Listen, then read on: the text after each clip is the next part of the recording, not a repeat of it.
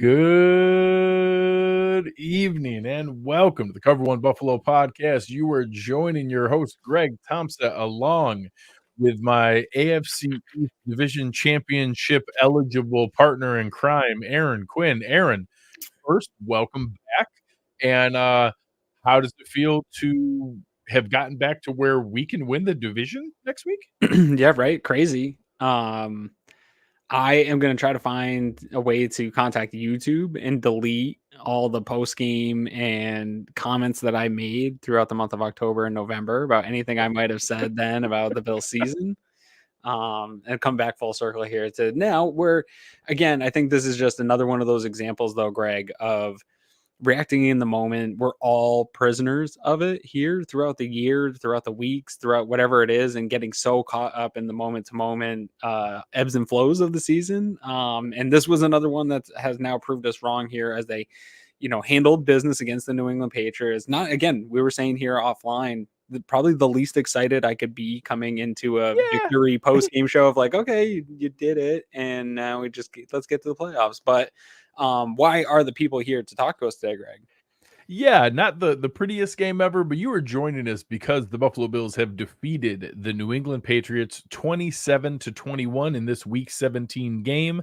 They have now gotten themselves back to 10-6. At one point, 6-6. They have now reeled off 4 straight wins. While this was going on, the New England Patriots or the Miami Dolphins got throttled by the Baltimore Ravens, 56-19. The Ravens looking untouchable in the moment. So we'll talk about that later on. But yeah, those results, the Bills with a ugly, I think is fine to say, not the prettiest game. We'll talk through performances from all the different pieces, especially offensively, not our best offensive performance. To get a win while the other results, went the way that they did, is critical to be able to put us into a position where next week they have a chance to win the division, host a playoff game. I think a lot of people thought that was out the window. And right now they're going to be in a position where a win will make them the number 2 seed in the AFC. Just unbelievable. And right now it is very critical that they win because some of the other results, Houston won, Jacksonville won, Indianapolis won. A lot of these other games, we still have Pittsburgh and Cincinnati playing this afternoon, but those have not formally clinched a playoff spot at this time. So right now it is a win and you're in scenario for next week. We'll see how these afternoon games go. They may technically clinch a playoff spot before the game starts next week. But those results going in right now has the AFC East on the line. And for the Dolphins, their 2 alternatives are win the division and you host either the Colts, the Raiders, the Bengals, the Steelers, someone like that. Or if you lose, you go on the road to Arrowhead to play the defending Super Bowl champion Chiefs, who, despite being down where their expectations were, what a ridiculous swing in potential outcomes for this game next week, which certainly will now be the Sunday night football game. It hasn't been officially announced, but I'll be shocked if that's not the Sunday nighter next week. It has to be, right. This is exactly why the NFL schedules these divisional games right at the end of the year for hopes that you're going to get something to work out exactly like this, where you have 2 teams that really at that point where even I jumped on Sean McDermott's seat is high. If we miss the playoffs, we've got real problems. Train a month and a half ago. And during that time, Miami couldn't have been hotter, right? Mike McDaniel couldn't have been hotter. And now you have teams, the Miami Dolphins, sort of trending in the wrong direction, seemingly, with losses piling up here over the last month and a half, some injuries piling up here, and even in their wins, not super pretty victories like we've seen from them, sort of limping to the finish line, where the Bills' performance today that we're going to talk about feels a little bit limping to the finish line. But, we harken back to that 2021 season where they went on a run at the end of the year. But even in that run they still limped through some of those. Atlanta game of that year was real ugly. This game feels super Atlanta-y. Yes. Very, very well said. That was, I didn't connect those. It is super similar to that game. Hey mom. My mom here was asking about Josh's elbow. So whatever happened to him here. Happy to see Josh just saying it was his shoulder's fine. It was a stinger. He got hit kind of in the shoulder neck area. You could see Duggar kind of bend his helmet forward. So I think he just kind of strained what was going on there on the left side. Never felt one of those before. Felt funky. I'm all right. But certainly seems like he's okay. He's at the post better be presser there. And for the better be comment, Tua had to leave the game at the end while Miami was getting throttled. He injured his shoulder and got removed from the game. Bradley Chubb, while down 56 to 19, got carted off the field. Just a lot of things that are going to be questioned for Mike McDaniel. And RC, that's not good. Me here what jersey I have on. I have my Cover One custom made baseball jersey. That's right. Just gotta represent and find some fun things to be able to play around with. So Aaron, you talked about how this is not the overall dominant victory that maybe some of us had hoped for, to be just boat racing and cheering our way into next week, but they found a way to win. They were able to do it. Part of that reason is Josh Allen. 15 of 30 for 169, no passing touchdowns, 1 interception. He was technically only sacked 1 time, but New England hit him 4 times and were chasing him all day. Their coverage, I can't wait to see some of the film on this, because their coverage appeared to be fantastic.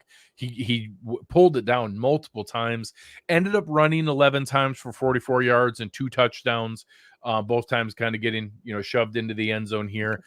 It was not the prettiest Josh Allen performance.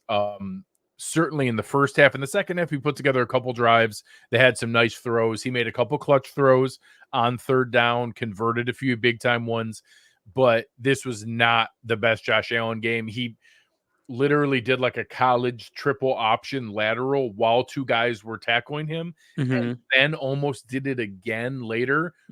One time with way better success. That would have been 4th and 1. It's cool when it works. It was kind of one of those plays that worked. I was like, oh, cool. I don't love that worked. He's going to try it again. And he did. And then that one almost gave them, that would have given them the ball at like hour 45 going in down 6.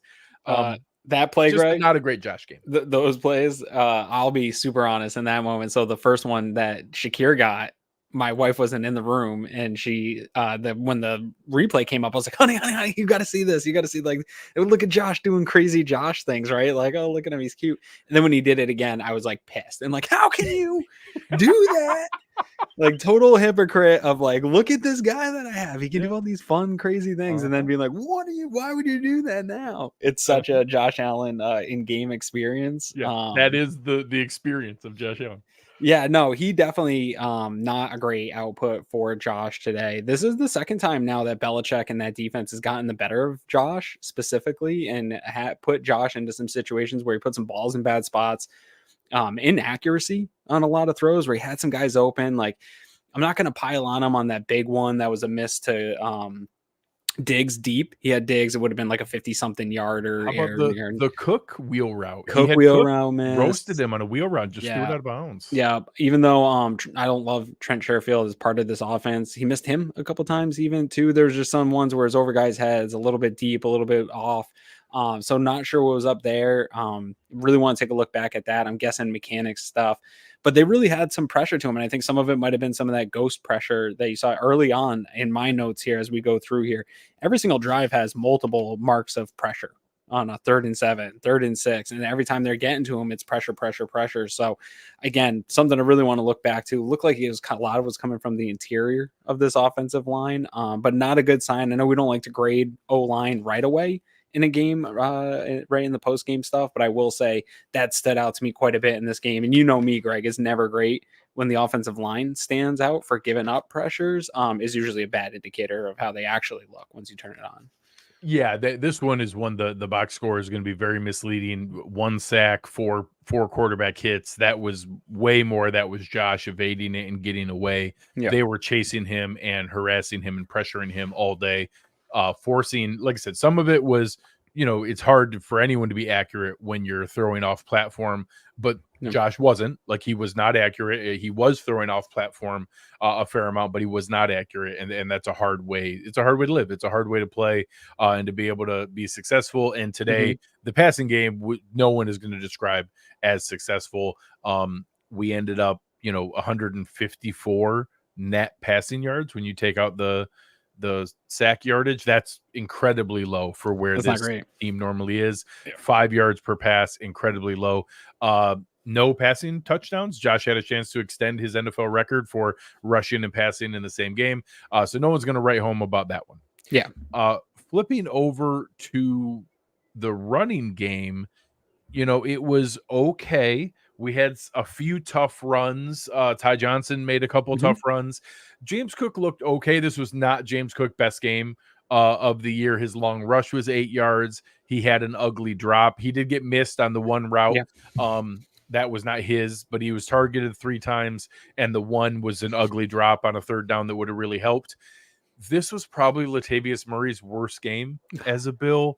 A terrible drop on third down, plus just running into the back of your defense or offensive line on a play that, like, New England's defensive line's really good. So, like, I wasn't expecting to, like, shove them way out of the way, but, like, no one had penetration. No one blew it up in the backfield, and he just ran into Osiris Torrance's back, and it seemed like there was an opportunity to the right a little bit. I don't overreact, but it was already close for me on, hey, where's the pecking order here of James Cook versus Ty Johnson versus Latavius Murray versus the option of Lenny Fournette. Right. I'm now, after seeing that, hey, Fournette looked like he's got a little spark to him here, or at least enough, similar to what we saw with Ty Johnson. I'm okay with James Cook, Ty Johnson, and Leonard Fournette moving forward. We can do elevations every week. We don't even have to add him to the roster. We could just elevate him and sit Latavius Murray, and right now I'm okay with that. This wasn't James Cook's best game. I'm still very confident in him. He showed some wiggle. This is a really good defense. Ty Johnson ran hard. I don't love his decision making on kick returns. He can just, let's not bring all those out. But the run game again today, nothing special. Wasn't, anything we're going to write home about. It was a good defense, but nothing on offense was amazing today. No, yeah, the running game wasn't great, but what you did see from James Cook though is still, again, I think when we come back, this offensive line is not going to look great, and you saw a couple times where he was able to, instead of, against the Dallas Cowboys, he wasn't getting touched for those first few yards, so taking it 8-9 yards on the regular is something that he can do just juking and jiving. In a game like this where where they're actually getting good penetration, he made a number of runs where it was like a 4-yard run out of nothing. Right, just because he's so shifty in tight space and being able to still do that kind of thing. And that's where you really see the probably discipline, probably the biggest break in that running back room of athletic ability and actual like elite level capabilities between Cook and everyone else. Is like Ty Johnson's a nice player, but when the blocking's not there, he's not going to just make something of nothing, right? And Murray's kind of the same way at this point in his career. Early in the season, he was kind of still dragging guys for those 3-4 yards on plays, and that was something to be excited about. But it seems like some of the air's come out of the tires here for Murray here as the season's gone on. And I agree with you on that if that's true and if that's the case and that's how it kind of feels here, that's exactly why you have a Leonard Fournette. That's why you have him on the practice squad. And so Bills are a little slow at times to make these decisions. We haven't even talked about Von Miller being a game day inactive going into this game, but that was something a month ago people were starting to call for. And so we see the writing on the wall here with Murray. I could see them taking a little bit longer to pull that back from this team than maybe they should in the moment, just because of what he means to the locker room, being a captain, knowing that he's going to do all his right things. But yeah, it seems like his stock is continuing to go down here over the second half of the season for this team, the value he brings on game day. Yeah. And, I think people need to have some perspective here. New England's record kind of gives the impression that they're simply terrible all the time, and obviously giving up a kick return inflates the points there. For sure, the Bills just scored the most points that anyone scored on New England in 2 months. Like they've won 2 of their last 3. Their defense has been good all season long. They had a crazy stretch where they lost 3 games by giving up 10 points or less in all 3 games. It was the first time in NFL history. So scoring 27 against them is not some. We're both disappointed in the offense, but just to have a little bit of perspective. Yeah. Well, Rasul this got is 7. a very, very good defense. This is still a very good defense. Correct. I actually, we'll get to our defense in a moment here. Giving up 2 scoring drives against them wasn't something I anticipated. The defense played great overall and made enough big plays that I'm not going to, be, terribly upset about it. But the fact that, we even were in that position of like, hey, giving up the situations they were in, their scoring drives were 6 plays, 75 yards, 7 plays, 84 yards. Those are not things I expected to happen against this team. But us scoring 27 on their defense, I'm okay with. Yeah. I wasn't expecting a great offensive day. It was worse than I expected, but ultimately, they did what was necessary. We scored 20 on their defense, right? Because we had a pick 6. Rasul Douglas had the pick 6. So again, probably really the game ball. I think Cal here had a super chat early on that we didn't quite get to here. Who gets the game ball? Douglas, Martin, Zappe, or my liver? Legit deep into the first half. I think Zappe led the Bills in passing yards, completions, passing TDs. It shouldn't be this hard. Agree with everything you're saying here. And in terms of game ball, I think it would have to be Rasul Douglas, right? Like if he doesn't make some of the plays that he makes in this game, I mean, even with first of all, Greg, the plays that he makes alone in this game and the turnovers that you got in this first half, this should have been a 33-14 first half performance from the Bills because this offense was so bad. Both turning the ball over and going 3 and out and getting the ball back to this Patriots team. Patriots defense is good to your point, but they were in multiple positions, getting field goals on short fields instead of just burying this team in touchdowns and getting out of here with an easy win is such a loss. And that's why when I got on, I felt like, yeah, you won. And yeah, things fell your way a little bit today and cool. Next week's going to be super fun and cool, but like, doesn't feel like a great win here because it set up for everything to be the exact boat racing we talked about that we wanted it to be and wanted it to feel like and see. Instead, you get a super close down to the fourth quarter, 1 possession game. Because your offense can't put a team away. But that's probably the most frustrating of this thing. But to answer Kel's question here, I would think it would have to be Douglas. Yeah. And as we flip over to the defensive side of the ball, that's exactly where my head is. And we'll talk about it when we go through the drive-by-drive review in that the offense was terrible in the first half. The defense was amazing in the first half. In the second half, the offense did put together a couple of scoring drives, had some moments. Josh actually did move the ball a few times and have it where we had a little something going in some of those, especially the opening drive from the second half. But the defense actually had a few moments where like, hey, it's not a drive that I would have expected us to give up here. It was kind of weird. There were some fluky plays. There's that ridiculous catch by Jalen Reagor and some things that I'm not going to get too worked up about, but just some moments you didn't expect. But besides that, the actual performance was fantastic. The defensive line was forcing Bailey Zappe to move constantly. He was off his spot over and over and over again. He actually started to run a little bit in the second half and actually found a few openings because we were so consistently moving him off the spot.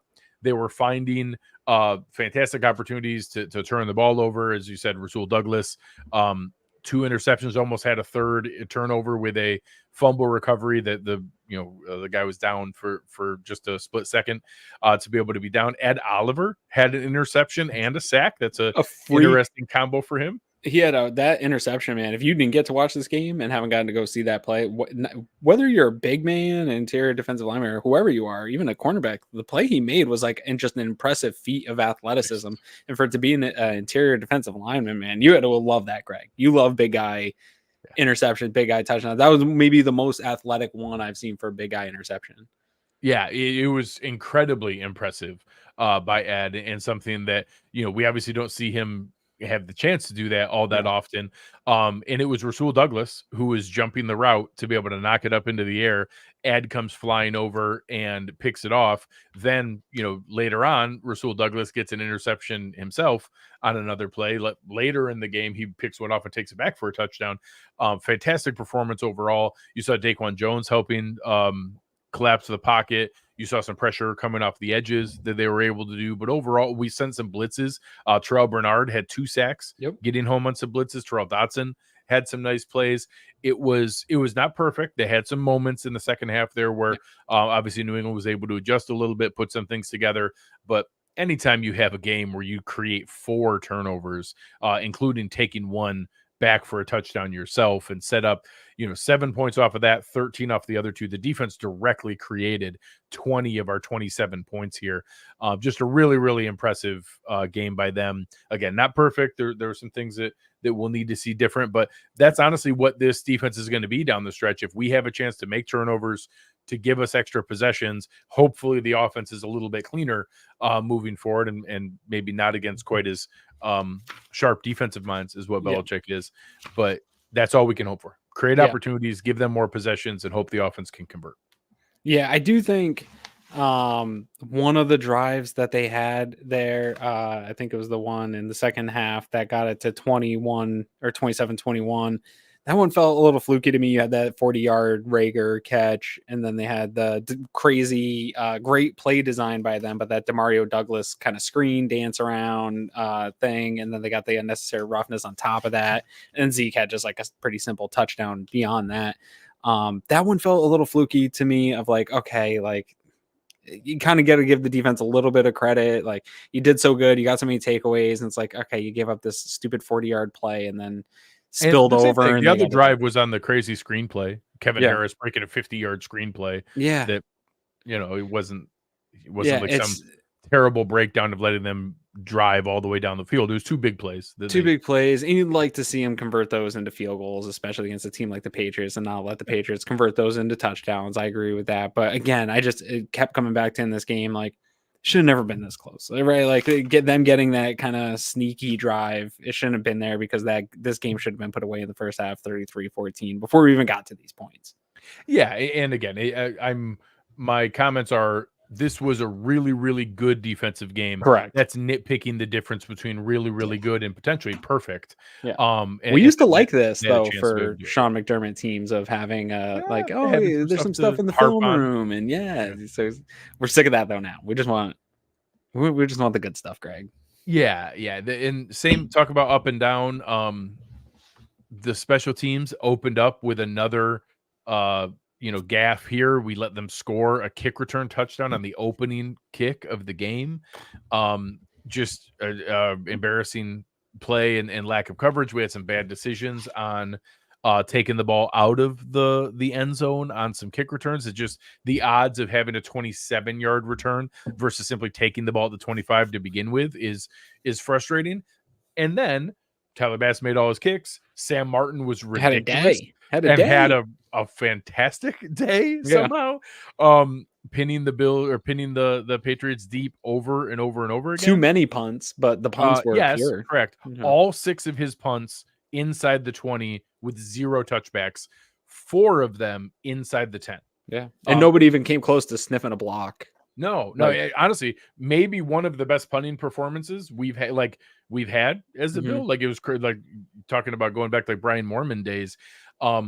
So Sam Martin has not been good this season, but his best 2 games have been the last 2 games. So he's heated up. He's on a heater. Yeah, if you're getting into range here, and those can matter. We're obviously not just going to go in most likely 0 punt, score fest back and forth. So having somebody who's getting into range there is. I do miss those days, though. I will say I did watch the January 15th wild card highlights this morning before the game, and said it was like, man, I would like more of that in my life. That was fun football. That was a lot of fun. Yeah, perfect games where we score a touchdown every single time we get the ball. Way better.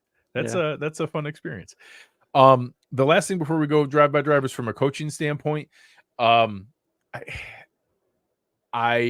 think that we need a bit more consistency in some of the decision making. I don't love how often I think we dictate our 4th down decision making based on what we assume of the opponent. So both of the scoring drives that we gave up from the Patriots were off of drives where we thought we were punting deep to pin them to get the ball right back. And both times they drove down and scored a touchdown drive. Like, it was just you can't have those moments. Like, I get it. For the most part, the defense was playing great. This isn't a horrible game to trust your defense. I also think that Joe Brady got a little cute in some of the short yardage ones, and we know that because late in the game, McDermott almost lost it, had to call a timeout as they were lining up on the short yardage play, and had them change it to the quarterback sneak, coming out of it. So, McDermott and Brady need to get on the same page there as far as the expectations go on some of those things. And I think McDermott himself needs to be more consistent with the aggression and not dictate it so much based on who the opponent is or what you assume the defense is or isn't going to do. Because we see it when we play against good quarterbacks, but all of these ones, we've had times where we just assume our defense is going to eat up the bad quarterback, and then it bites us in the butt because we weren't aggressive. We should just have consistent decision making based off what we think our offense can do, not what we think the defense will do after we're cowardly.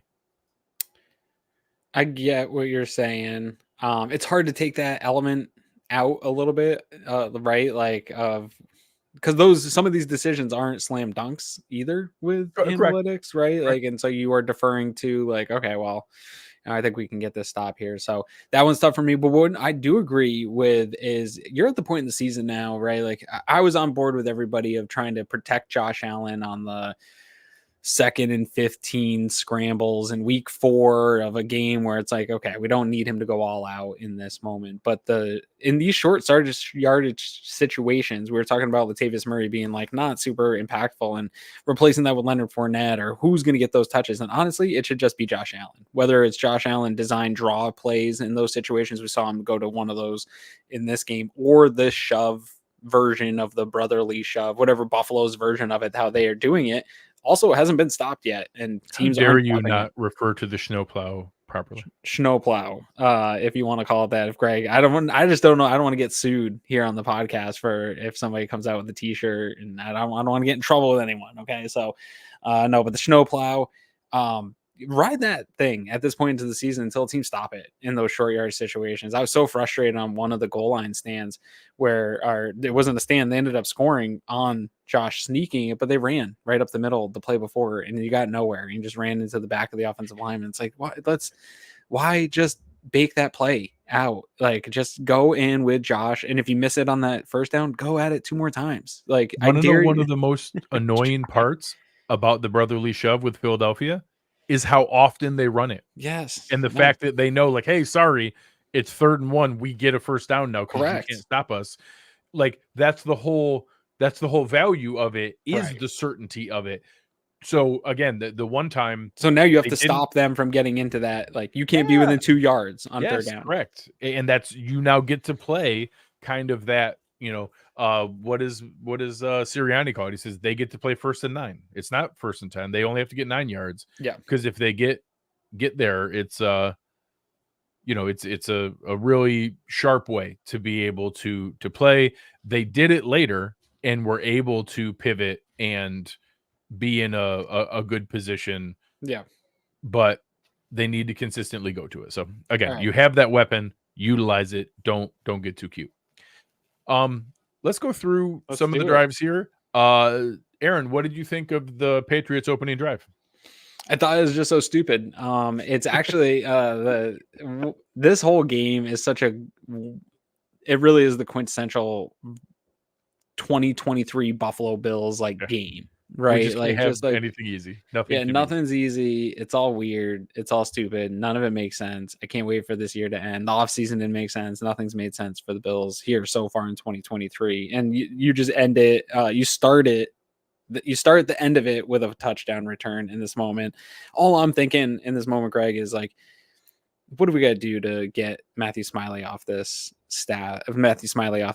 Like, I understand that he's taking on the game day, whatever it is, some of the game day coaching handling functions for Sean McDermott, defense coordinator mode. Correct. Yeah. I mean, anybody else can probably do those types of things. I mean, coordinator can also do that. It's the same. And again, that's not something special. Every offensive play caller, like Sean McVay and Kyle Shanahan, have a guy doing those things, getting hey, do we need to get the punt team ready? Hey, what is the next situation going to be? There are game day functions that any play calling, offensive or defensive play calling head coach has to have another guy help with. That's not a reason to maintain him. He has consistently produced a subpar special teams unit all season long. An individual guy kicking the ball well is not because of the coaching. Sam Martin didn't have a great day today because of anything to do with Matthew Smiley. The coverage units and our consistent lack of return game on our side and our consistent ability to give up big returns to the other team is a direct reflection of their, on top of the fact, I don't know. I feel like we lead the NFL in special teams penalties. It feels like it's every but it feels like it to me, and right. that's all I care about right now is how it feels. Yeah, no, I'm not, especially when you match up with how much that Brandon Beane and this front office invest into special teams, and whether it's veterans or drafting guys specifically because they're fit on special teams. Like this back half of this roster is loaded with roster spots being reserved for specialists, guys that don't even play their position, which is fine. That happens all over the league, but the Bills have really leaned into it since Brandon Beane and Sean McDermott got here. And for years, that was fine. DVOA, it checked off. They were towards the top 5, top 10, year in and year on special teams. So you can get over some of that stuff. But when you're dipping towards the bottom and being huge mistakes in games, like, okay, like one, at this moment in this game, Greg, this all I'm thinking is this is the exact recipe for how you drop a game to an inferior opponent, right? Is giving up special teams, turning the ball over, doing stupid stuff like that, where it allows a team that's not as good to stay in a game. One, you're doing that kind of stuff. Two, I don't have trust anytime the special units are out. Like even Sam Martin having a good game, that feels good. I don't trust the coverage. If there's kicks that are going to get covered, I don't trust it. I still don't trust Tyler Bass. Like he's been okay here over the second half since like he settled in from some of those misses a month or two ago, but he hasn't been tested really yet either. And so I don't have a lot of confidence in him going out as we head into the playoffs.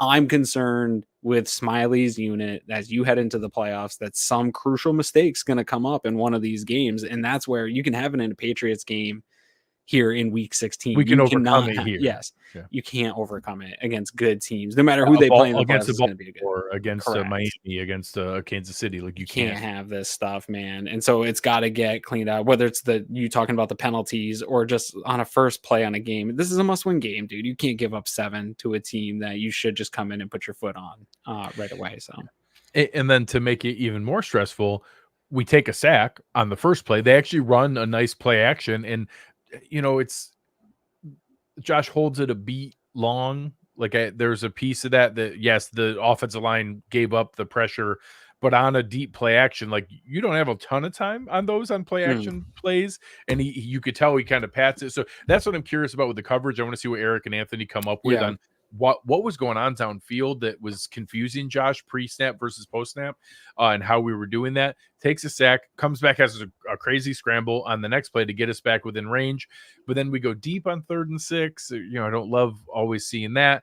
And Sam Martin unleashes maybe his most unexciting punt of the day, which was 53 yards on a fair catch and no return. A 53-yard net punt with no return is actually incredible. But he topped it so many times after that it didn't really come up. And here on the very first play, you have Rasul Douglas tipping up the ball to Mike Gesicki. Crazy athletic big man interception by Ed Oliver.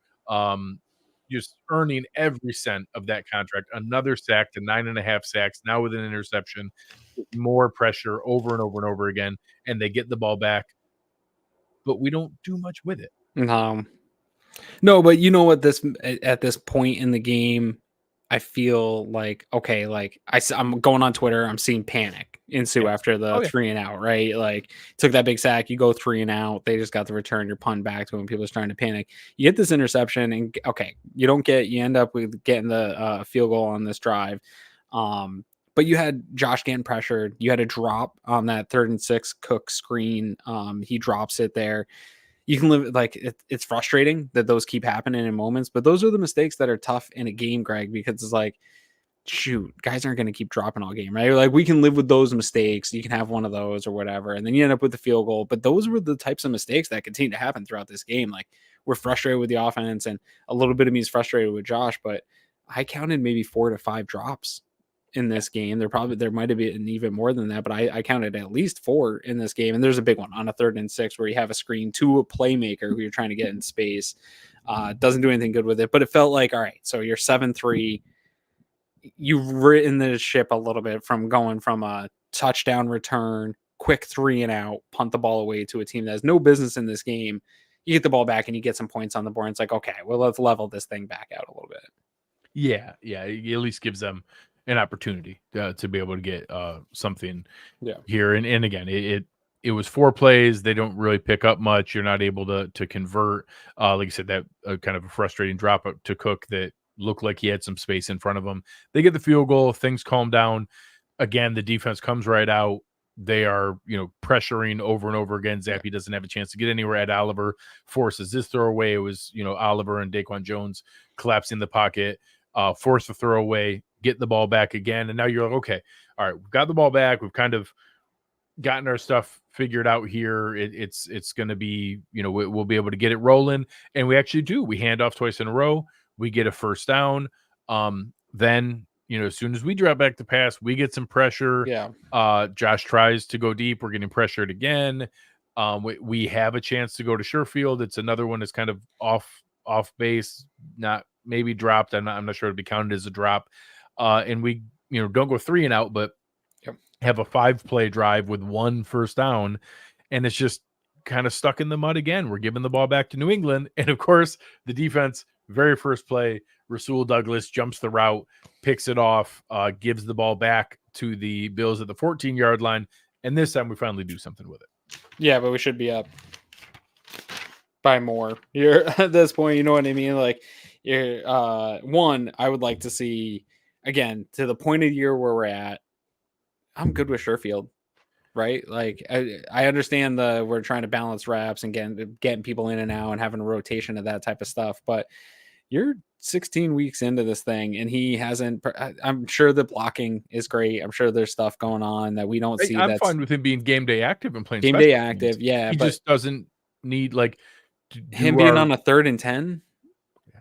I'd rather it be Davis, Diggs, Knox, Shakir, yeah, Kincaid. Like, he would be a couple guys down. Even I would still even go maybe Hardy over there instead of Sherfield at this point. So something I don't want to see. But back to Douglas keeping you in it. I mean, single-handedly almost at this point in the game, Rasul Douglas has kept your team. He tipped up the Oliver interception and then made his own here. Correct. And so, yes, you finally, to your point, reward it here. You get a 4-play, 14-yard. Still takes a minute and 57 all seconds. Runs. Yeah, all runs here. Eat a bunch of clock here just in a short area to finally get the Josh Allen sneak for a go-ahead touchdown, 10-7 Buffalo Bills. And this is where we were in the Cover One DM group, right? And I'm not going to name names, but some people are getting pretty mad over it. Like, this is terrible. We aren't even showing up. And it's like, okay, like, as soon as that Rasul Douglas interception happened, then you go down and get this touchdown. It's like, okay, guys, like, step off the ledge. Yeah. We're going to rewrite this ship. Here's at the point, though, Greg, where I'm feeling like these turnovers are piling up. Now we got on the board. Now we smelled some blood. Now we're going to go off on this, whatever. Yeah. It's going to be 38-7, crazy, fun victory, but didn't quite go that way for us. Yeah. Well, and so they punch it in. During that drive, we saw a Josh Allen, Stefon Diggs read option. I did not know that was in the playbook. That was interesting. Mm-hmm. Josh gave it to Diggs, and he did. Josh ran for 5-6 yards. Like, I wasn't expecting that. So they kick off. They get nothing on first down. Bailey Zappe throws it to Pharaoh Brown on second down, and Christian Benford rakes the ball out. And now the New England Patriots have now run 7 plays. In the 7 plays, they have a 3-and-out and 3 turnovers. Mm-hmm. Like, that is all time. I started counting up all the things. Like, I just can't remember that circumstance. That's like, Georgia against Samford, or I guess technically it was probably kind of like them playing Florida State the other day too. Sure. But just, it was like one of those big time colleges against like a Northeast divisional A&M kind of place. And it just was crazy to see it over and over again. And again, the offense gets the ball. Josh scrambles. We get a nice play to Shakir as the first actual real pass completion. They're like, okay, all right, we got a little something going here. Yep. Get a little bit of a run again, and then try to connect with Kincaid, and they can't, and we end up having to kick a field goal at the New England 6. And I get it, going for it from the 6 isn't great. You need to get points from it here, but now between the kick return on the open, which always gave them a buoy of making them look like they were in it more than they really were. Correct.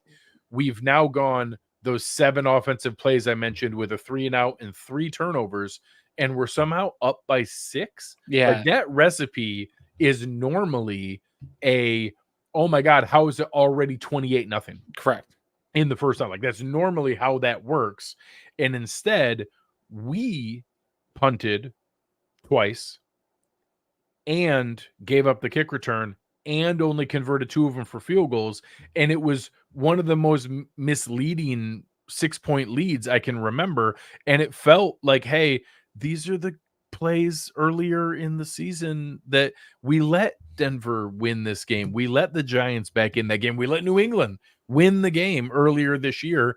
Again, the defense was still good. They caused another 3-and-out, this time ending with a Ed Oliver sack. The Bills offense gets the ball back and we go 3-and-out again. And but a great punt. And that was even with that was the story of the we even got a gimme on the unnecessary roughness penalty. Sorry, it was a legit penalty. Yeah. But we got a free first down there, but we can't do anything with it. And this is the one where Josh misses Cook on the wheel route. We have a chance that could have been a touchdown, or it could have been probably a 30-yard play if he connects with Cook, if not a touchdown. And here Martin downs it at the 5, and the defense comes back, and this is where we get, Rasul Douglas intercepting it and returning this one for a touchdown. But it just so many opportunities for the offense to the defense just keeps giving it to them on a silver platter, 3-and-out, 3-and-out, 3-and-out, giving them every opportunity to feel better about themselves. Rasul's interception return for a touchdown makes it 20-7, and you kind of get okay, we can kind of relax a little bit. But that literally at that moment was the end of the first quarter. And, it was barely into the second quarter when he returns it. That return touchdown should have made it like 27-0, 31-0. And instead, it somehow makes it 20-7. And it was just felt ugly. Yeah, that's what I said when I came on, man. It just doesn't feel like the win that it was supposed to be in this situation. And honestly, it's super like 2019 Sean McDermott Buffalo Bills, where your defense is just dragging your offense through a game. The offense isn't returning the favor at any point. To your point, having those 7 offensive plays turn into a 13-7 lead is just like, how do you end up here? And again, seeing Douglas get the pick and then will himself into the end zone really felt like the offense isn't going to do it for us today. Like, we need to turn one of these picks into 7 points because the offense can't get it done. Like, we're getting the ball back. The offense isn't doing anything with it. We got to do it on our own here. And thank God that the defense did it today, because the defense showed up, at least like to your point, in the first half, and got this lead at least padded to a point where, to your point, you could breathe a little bit in this game and hope that the offense was going to turn on and click at any point. I put out a meme, Greg. I don't know if you saw it in the game day threads here in the half of like, it was the Snoopy mystery mask meme, and it was a mystery mask of Joe Brady, and then when you pulled it off, it was really Ken Dorsey behind the meme, because that's how this felt, man. This felt like an early season Bills getting turnovers, getting plays, and your offense just continuously punting and having fluky, weird turnovers go back the other way. And you're just letting the team hang out. That has no business being in a game like this. The internet's going to yell at you for calling Scooby-Doo Snoopy. Scooby. Sorry, I was watching the Charlie Brown's Christmas this weekend. I got all confused. That's all right. Yeah, the internet. Lauren can get me, and nobody else can. No one else besides Lauren. Only Lauren. So, again, they go through that, and all this setup is because now you do get this. It looks like it's a fumble, but instead they call it that he is, and it was accurate. He was down. He was barely down, but he was down. So it looked like we just got our 5th turnover, and instead he barely gets the first down. And then right off of that, you get this weird Kevin Harris 50-yard screen pass that gets them down there. And then another one where the defense, like, we blitzed and we collapsed the pocket and we were about to get home for a sack, but it like flushed him out to an area where it was wide open, and there was no one there. Yeah, you're in man coverage, and everyone's running the other way. Yeah, it was like, wait, what the hell had just happened? How did Bailey Zappe just score? How is it 20-14? And we've dominated like every moment of this game, but it's 20-14, and it just the same thing over and over and over again. You just can't be able to make anything easy. And the first drive that the offense starts to get something together, they answer there. You get a Kincaid for 14 yards, get a couple plays, get another first down to Shakir that was actually like the first nice pass play of the game. Yeah. We're moving our way down. Josh gets another first down on a scramble, and now we're in a shot where we get a nice play to Diggs. It gets called back on a penalty, and it is what it is. And now it's first down from the 50-yard line, and Josh just takes a play action deep shot into double coverage for no reason. I just don't understand it. This drive might be like whatever the opposite of the West Terror drive of the game is. This one feels like the opposite of the drive of the game when you're bringing the car in for service, because this was just Josh almost seemingly getting bored or frustrated that the big play wasn't coming right for the offense and just trying to force it. These are the ones, and this is a first down. This isn't an arm punt situation. Yeah, this is not 3rd and 16. No, like this is a first down. Correct. Yeah, you gotta. You're at midfield. Like even if we don't get the first down here, say we just get it close and we get like 12 of the yards back instead of 16. You're at the 38. That's a 54-yard field goal. Yeah, sure. Like we get a field goal here. You don't even need to get a first down to get the field goal. Right. Yeah. No, this one just felt like. A little bit like me, where like my ADD just gets the best of me and I just can't. I just got to take a shot, right? Like, and you just can't have it in this moment in a game.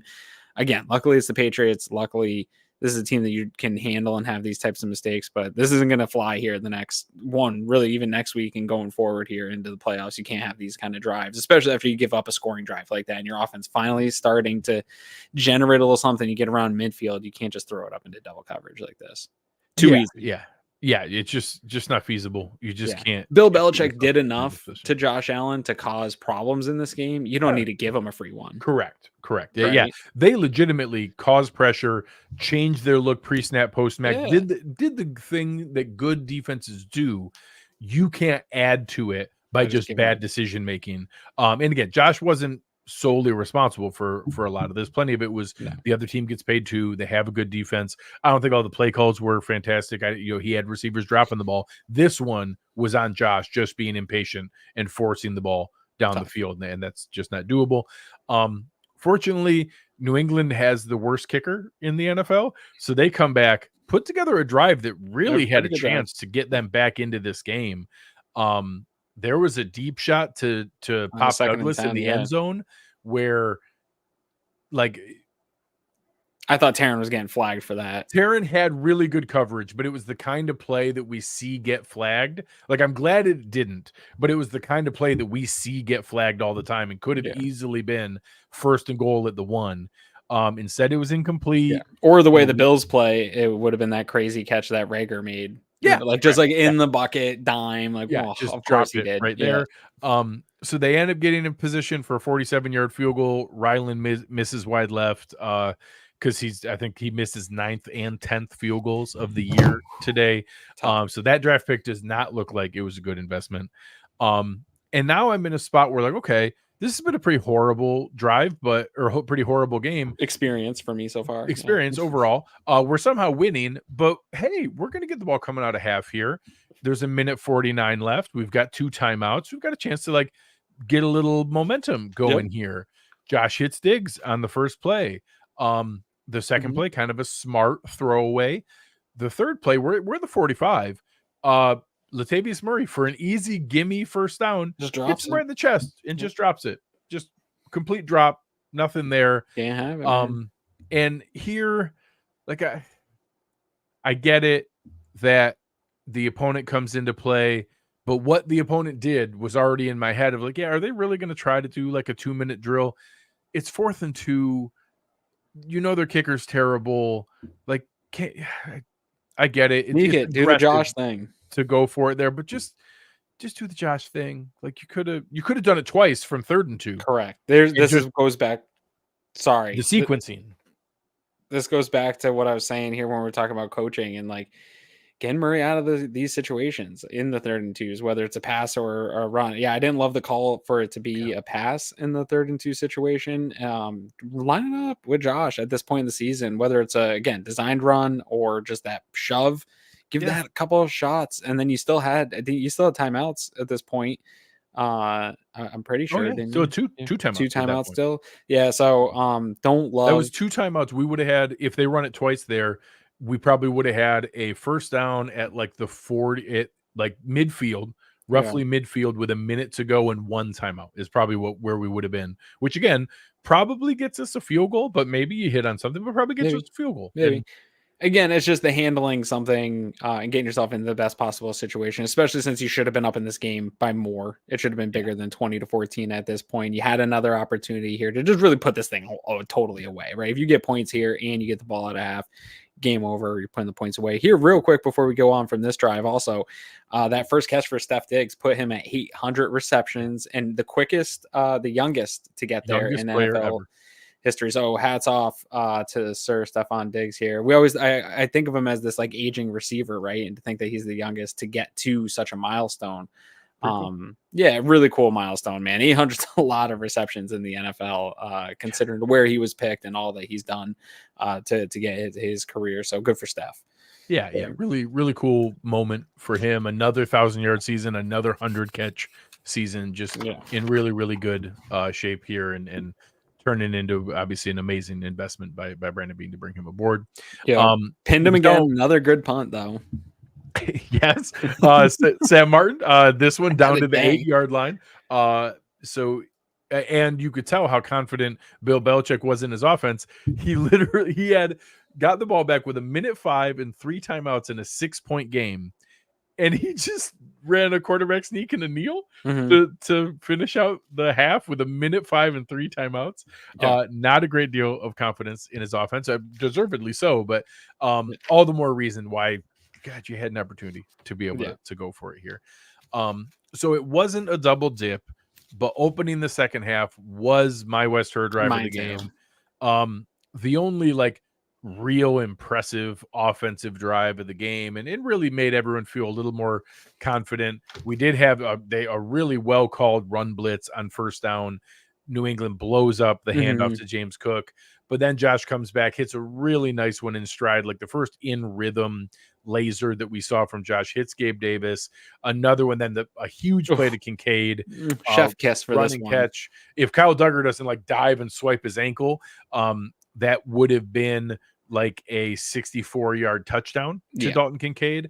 But they end up punching it in anyways. We get a run from Cook. We get a scramble from Josh, and then we go right back to the Shnow Plow, punch it in, make it 27-14. Ball game. Ultimately, the winning score here of anything that was needed. But the one congruent, fun, in rhythm pass and run, got our only big chunk play, the nicest drive of the offense that we saw this whole time. Yeah, well, one, it's the game winner, right? Ultimately, so that's going to get you the drive of the game here. But yeah, 8 plays, 75 yards, 4 minutes and 18 seconds is a legitimate drive. And the offense had so many opportunities where the defense gave them short fields and they didn't turn into touchdowns, that to put a legitimate drive together against a Bill Belichick defense that's playing you well and has a good game plan on you, to go into the half, take what they've been doing and come up with something and bake something, especially when you look at that 1st and 10 Kincaid 51-yard play, baking that up and getting that connected, knowing what they were bringing you, shows me that you were making the adjustments that you needed to do. And this was the big difference between that first half felt super Ken Dorsey, Buffalo Bills first half of the season offense, right? Yeah. And I think this is the big difference in why you switched to a Joe Brady, was you had some offense adjustments in the second half, which is what we really didn't see in the first half of the season for the Bills, of you having lots of turnovers and struggling to get points on the board. And then you come out of the half and you're still kind of doing the same thing and pounding your head against the wall. And instead here you come out with that first drive after having kind of a tough half where you should have had a bigger lead, and you take care of business and really give yourself the lead that you should have had all along. So a good kind of example to reinforce a really great point you made there. After the big chunk play, not getting cute and running the ball 5 consecutive plays to punch it in because, hey, we're down at the 13. Let's not mess around. Let's just get this thing. Let's get the points here. Let's punch it in, get the touchdown. I like that they didn't get cute, and because all it takes is one incompletion on the first down and you're at 2nd and 10. Then you have to pass again, get a sack, and all of a sudden you're out of it. So I like the fact that using the running game as a weapon, because if you get it down into 3rd and short, you can convert, and they did it. They give they get the run. They did give a chance for James Cook to punch it in, but then went right back to the conversion to be able That to was shove the it in moment. for That was Josh. the one where I said to my wife, like, why are we like, I love James Cook. I want to get him touchdowns, but why are we just turning around From the and 10. handing? Yeah, Yeah. Hit him on the wheel route. That would have been the touchdown. Get correct. James Cook the touchdown on Josh not throwing it out Correct. of bounds All on the wheel route. these tight first and goals, Yeah. just Josh until we run out of goal downs. So yeah. Just keep doing it. yeah, man. They come back. We get 2 sacks Yeah. on this drive, but credit to Bailey Zappi.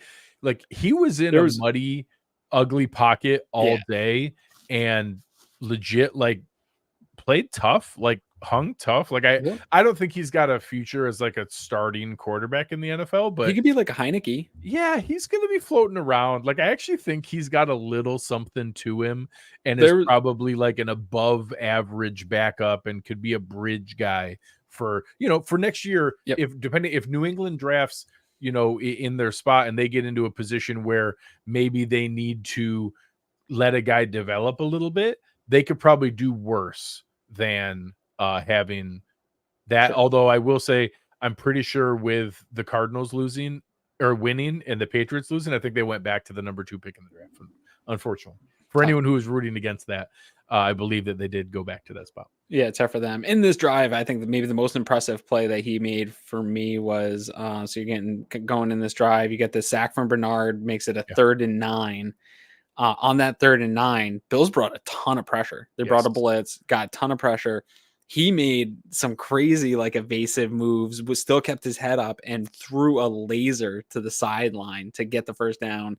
Extends the play there. He makes it, he invades, gets them over midfield, keeps a drive alive. That really, I don't think Max Jones is making any kind of play like that. Like he showed that, like this is when you have that type of athleticism and that kind of like Heineke, like, hey, I'll go make a play type of thing. That's what, to your point, a bridge or that like higher level backup guy needs to be able to do.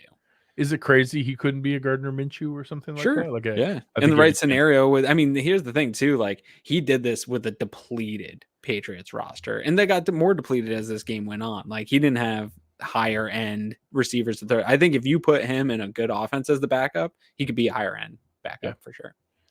So, they come back, the Bills are, get the ball and they have a chance here to really put it away and end this thing here. Before we get to that Bills drive, I think you might appreciate this because this drove me nuts a little bit. It was 4th and 9 on this Patriots drive.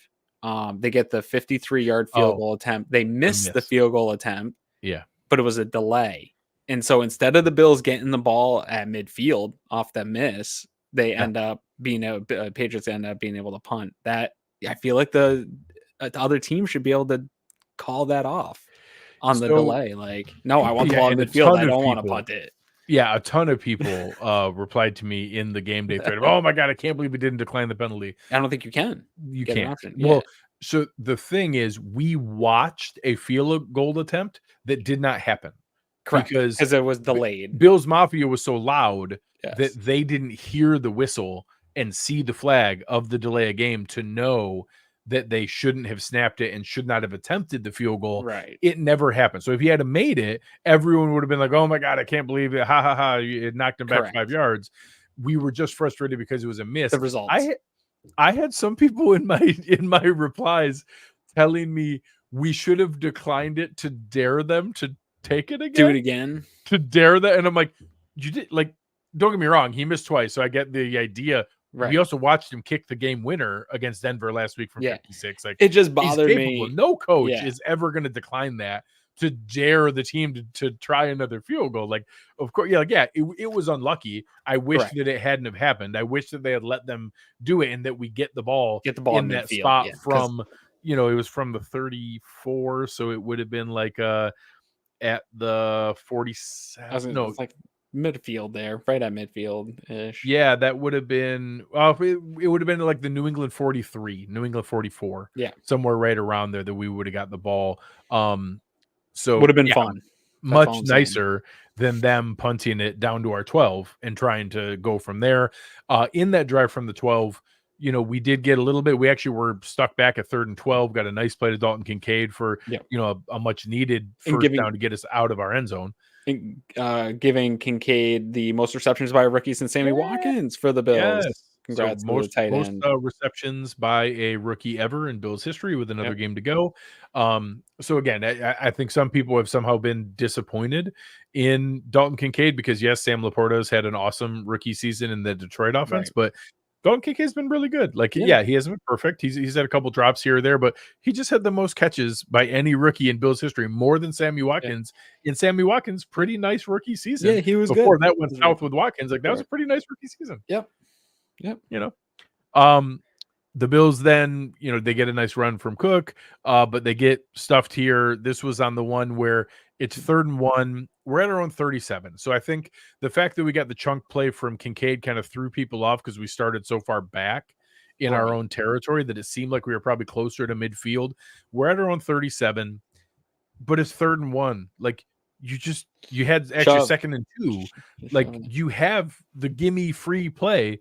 Just run the Shnow Plow. Like it's a gimme free play. It's a coupon. You have a coupon every time. Like I don't understand. If I went to like Kohl's or like Joanne, I'll run to Joanne sometimes to pick up stuff for my wife, and I ever went without the coupon, like a 30% off coupon, she'd kill me. How are we allowing short yardage to just go unclaimed in these situations? It'll come up again later on. Give me just a second.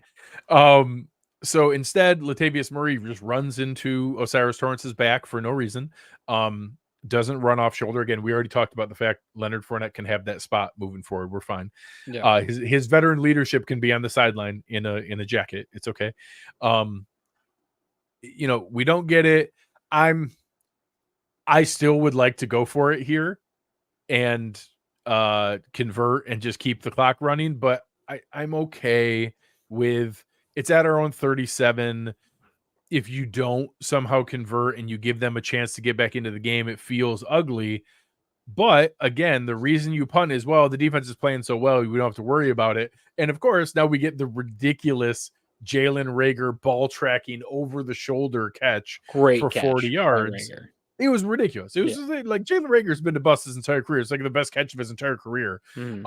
We get the Jalen Reagor Renaissance game. He gets a kick return for a touchdown and this 40-yard over the shoulder ridiculous catch.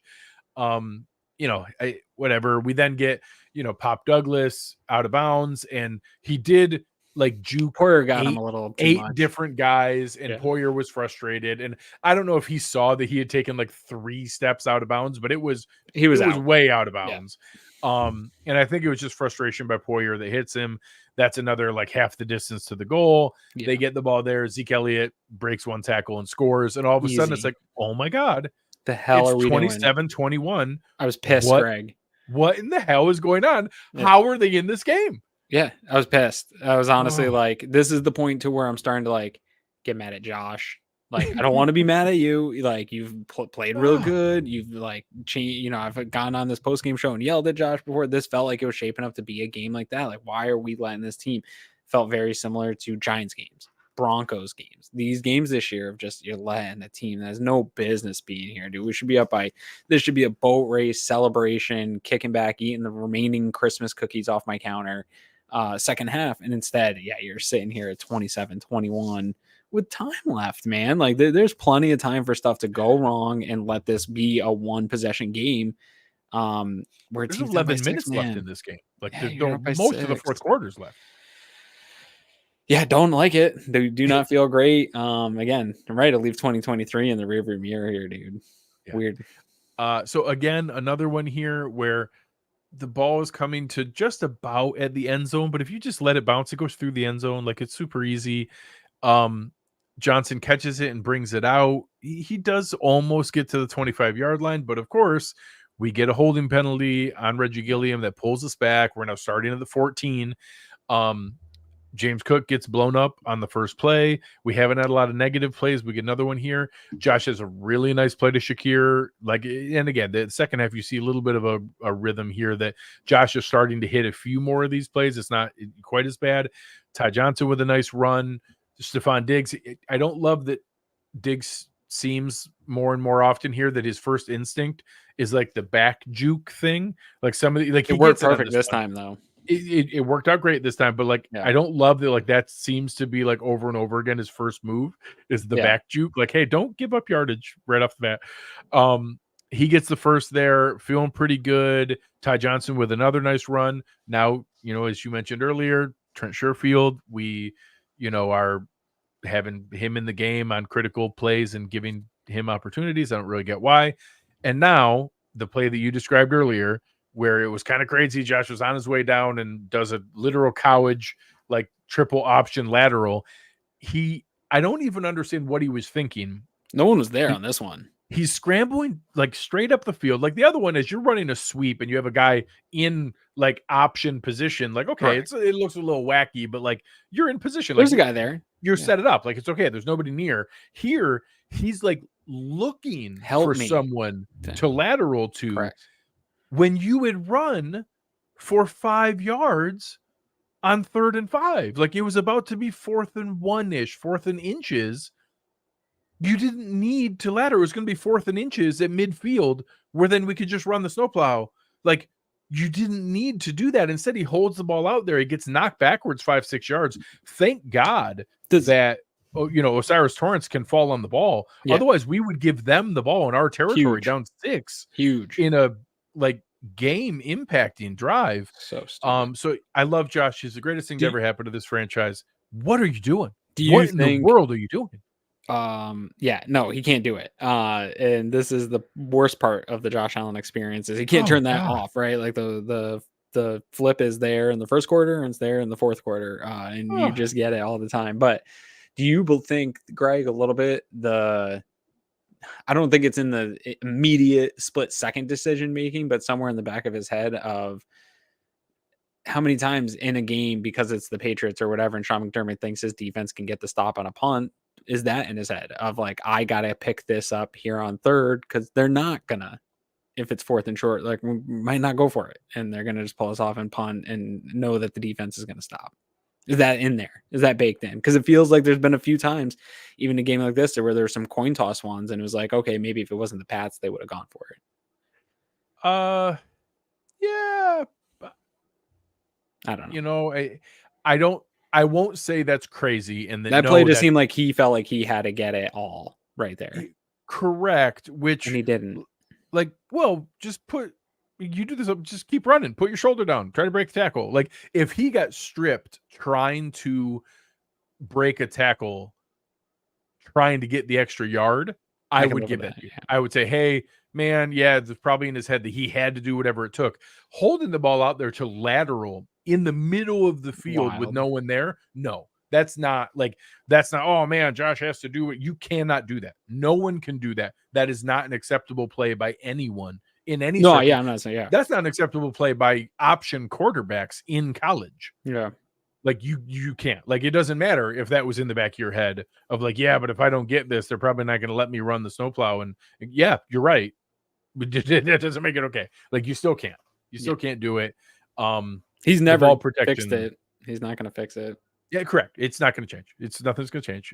And we're going to do the same thing you did. We're going to celebrate it and go, oh my God, Jay, look at this play. Come watch this. Watch it. This is so awesome. And then throw our hats across and then get mad and curse at him when he doesn't. Yeah. So of course that now puts us at 4th and 6. 4th and 6, you have to punt. 4th and 6, you have no option. You can't go for it on 4th and 6. The Shnow Plow doesn't work. The Shnow Plow does not work from 6 yards away in our own territory, up by 6. So we have to punt the ball to them. And here, the least fanfare, the least highlights, the least attention, probably the best defensive drive of the game in a spot where they have a chance to come back and steal this game. Again, the best punt of the day by Sam Martin. Yeah. The man punts it 53 yards down to the 3-yard line in a critical spot. It stops it on dime too. Unbelievable. It wasn't like a coffin corner. Oh my God.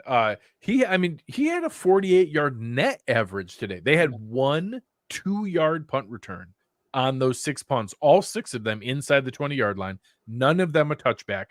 4 of them downed inside the 6, 2 of them downed inside the 5. And the best one for last, save the best one for last, punts it down to the 3. We get an incompletion on a play that Daquan Jones was held in the end zone. It was a safety. They should have thrown the flag. Root had him too there, yeah. Oh my God. Like there was pressure. It should have been a safety on the actual sack, and then it should have been a safety on the penalty against Daquan Jones being held. We don't get that. Zeke runs for 4 yards. And then we get a play where there's pressure again, but Taylor Rapp and Taron Johnson come up and tackle Tyquan Thornton. And they're at a spot where with 5 minutes left, down by 6, you have all your timeouts, 4th and 2. It's at your own 11. Like you can't go for it here, but I was almost a little surprised that Belichick punted in that, like, it's 5 minutes left. It's 4th and 2. Not getting the ball back. Are you going to get the ball back? And they didn't. They Yeah. punted it to the Bills, and they did not get the ball back here. We ran the ball twice, and then again, another nice play. Josh connects with Khalil Shakir for a critical spot. How many times have I said critical throw to Khalil Shakir? 4 catches, almost like he's a 39 safety yards. blanket or something. You know, weird. he's starting to develop into a little something here. Almost like some smart people warned you about that. You know, it's tried to talk about it. Somebody, I can't remember who. Somebody said they liked him. I don't remember who it was. Somebody on the show, maybe. I don't remember. Yeah, we then start forcing them to take timeouts. Another one here. I'm not going to nip. Stefon Diggs is awesome. Like, I need him to have the presence of mind to know not to go out of bounds. Sure. Like that. Hey, you caught the ball. Like, there's nothing wrong with him. I'm not mad at him. Like, he's an awesome receiver, but like, you're a veteran. Like, you got to know that you can't go out of bounds. Yeah, like, you got to fall inbounds. You got to just fall down. Just fall down. You have to take a hit. You have to fight for extra yardage. You don't have to like take extra wear and tear on your body. Just fall down. Don't go out of bounds. Then Josh runs it again. Ty Johnson with a really tough run gets us into a good spot. We now start getting like the jumbo sets and everything set up here. And now Josh is able to pick it up. He does get dinged up. We open up the show. Anybody who's listening now who wasn't on earlier, he announced it was just a stinger. He's fine. There's no damage. There's no concussion protocol. You can't trust the farm boy, though. Yeah, great. He's going to lie anyways. But, just a stinger with his arm falling off. He's also going to play next week, so it's going to be fine. Oh, for sure. Yeah. And they're able to kneel it out. The Patriots never get the ball back. The Bills hold on and, get out alive. The clock, kneel it out for the win. It was 27-21. It wasn't pretty. It wasn't awesome. They made me feel multiple times of oh my God, we're going to mess this up and give this game away, but they didn't. And that's ultimately all that matters. It was like that Chargers game. I would have loved if it was just a comfortable boat race, easy win. Preferred. But ultimately, it doesn't actually matter. All that actually matters is to be able to, be in a spot where you figured out a way to get it done, and they did. Yeah, no, a win's a win, right? Like we always say that. And we've had enough of the 2023 Buffalo Bills where a win's a win isn't a win, right? And it goes the other way. We've had the other. You think sometimes a win is a punt return touchdown in the overtime. Correct. And so however sloppy they come, to your point, Patriots probably not a 4-win team in terms of coaching, their defense. Correct. They've got some players on the team that can cause you problems. The division games are always weird. So just getting the win and doing what you needed to do to handle the business and keep all your goals still remaining in front of you is all the Bills have had to do here over the last month. And they've done it more times than not. Really putting themselves in a position, Greg, where I caught a lot of flack early on before we got really into this is for real a slump for the Bills and what are we going to do kept saying, hey, look at the Bills got in this slump back in 2021. They were able to get out of it. They were able to go on a run and still meet all their goals. And everyone's like, well, this schedule's not the same. This team isn't the same. We've had more injuries. All these things are reasons.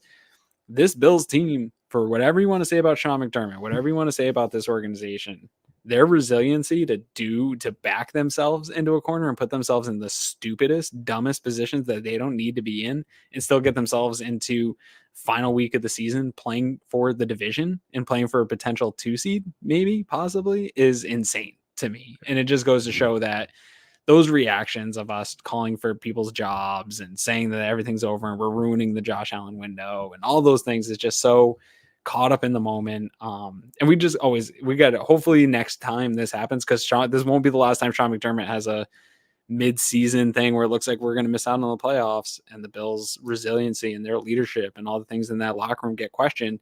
And here we are at the end of the season, and it looks like they're going to be in the playoffs, and it looks like they might be here competing for a division if they can get another win. That's pretty crazy, dude.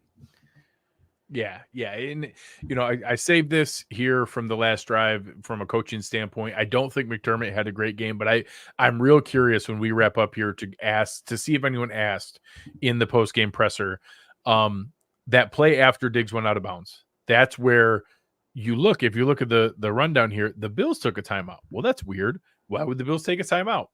Well, the Bills took a timeout because they lined up in a regular play, similar looking to the Latavius Murray 3rd and 1 that they did previously. You saw McDermott look frustrated. He called a timeout, and coming out of the timeout, they were running the Shnow Plow quarterback sneak shove play. It certainly looked from the outside like Sean McDermott told Joe Brady to change the play call and to run the quarterback sneak play.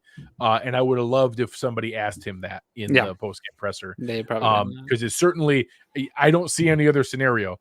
He looked frustrated, called a timeout, and coming out of the timeout, they changed the play call and we're running the snowplow play.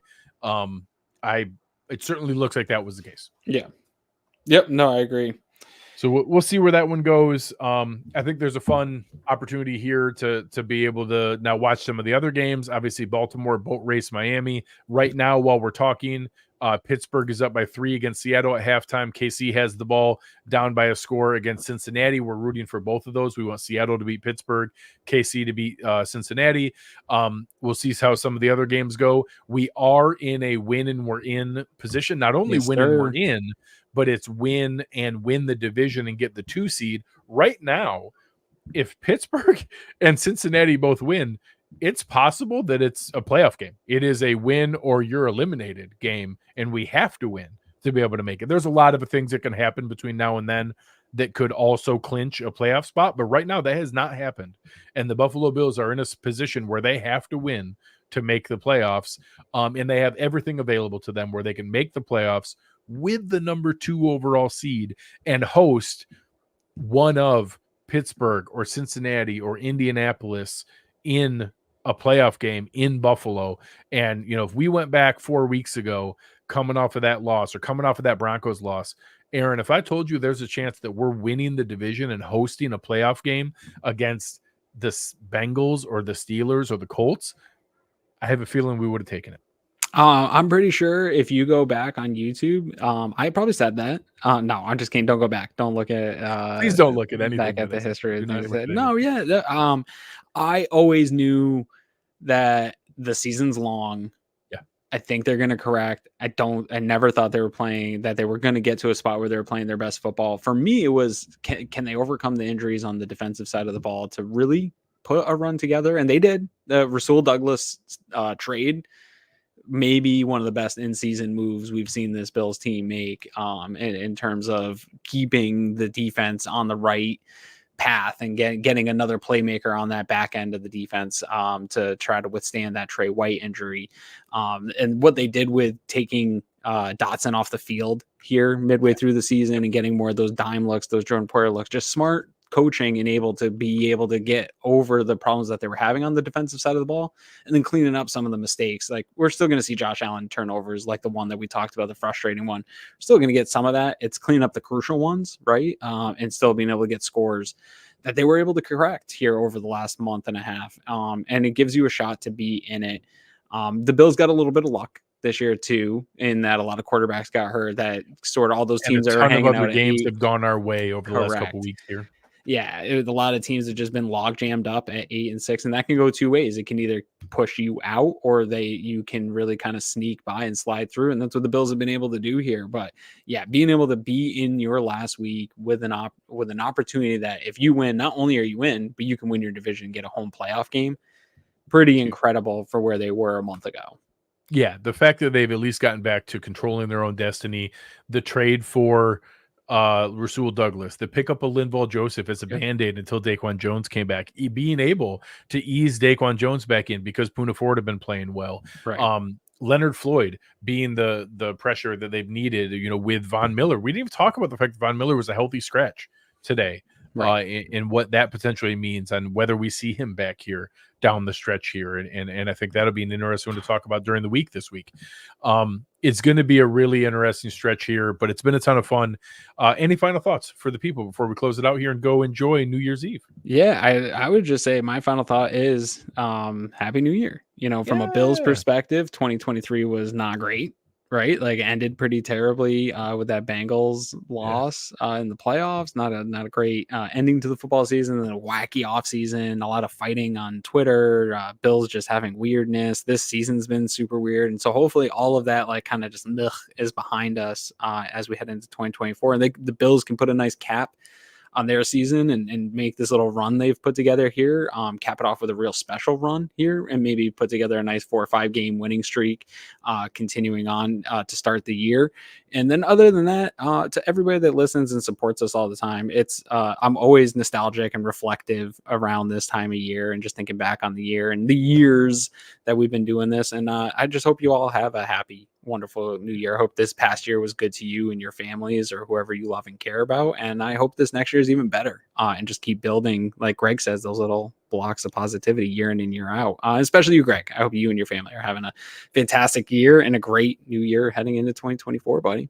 Yeah, really well said. It was some beautiful sentiments here. Shout out to our fantastic producer, Chris Kepner, who was at the game today. He did try to jump in to be able to hang out with us here for a second. But obviously it's hard to get. Anyone who's been there knows it's not easy to get a good signal coming out of here. So Kel, Craig, Rick, Pat, Eric, Cliff, Richard, all the guys giving us some awesome super chats. We really appreciate you. We normally have fantastic producer Chris Kepner curating the comments, so we didn't have quite as many up on screen here as we normally do. That's why we need Chris. That's why he's important to the production of our show. But obviously this has been really, really exciting to be able to see everything going on here. You guys have been great. Help us out. Give us a like button on your way out. And I can't echo Aaron's sentiments enough. Just a healthy and happy new year to all of you.